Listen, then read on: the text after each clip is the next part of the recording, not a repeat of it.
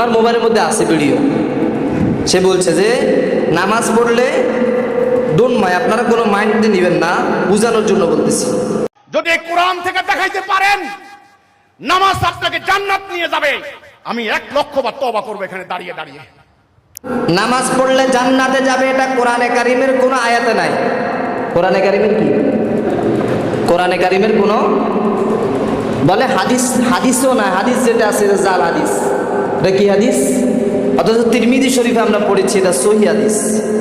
নামাজ জান্নাতের চাবি আমাদের পূর্বপুরুষ যারা আছে তারাও জানে, আর এটা হাদিসও আছে।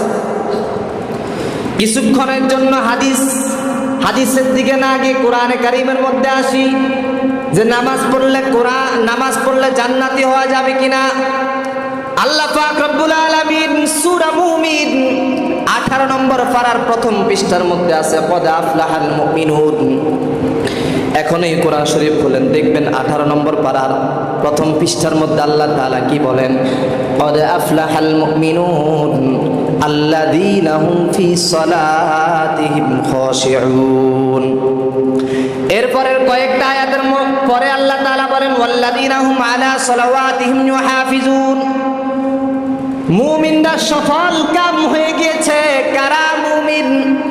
কোন মুমিনরা সফল কাম হয়ে গিয়েছে? আল্লাহ তাআলা প্রথম যাদের আল্লাহ তাআলা লিস্টির মধ্যে রাখবেন, যাদের পরিচয় প্রথম দিলেন, আল্লাহ তাআলা বলেন আল্লাযীনা হুম ফি সালাতিহিম খাশিউন।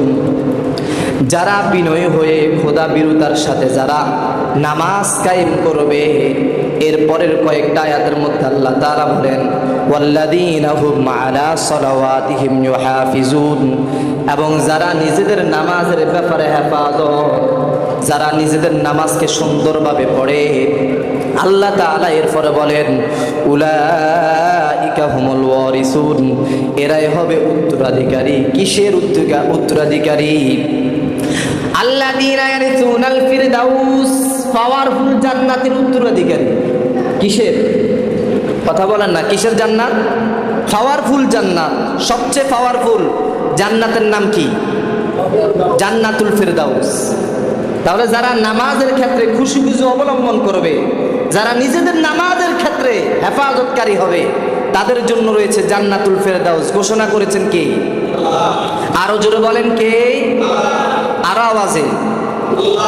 আর সেলিম বলতেছে যে নামাজ পড়লে জান্নাতে যাবে, এরকম কোন আয়াত আমার চোখে পড়ে নাই।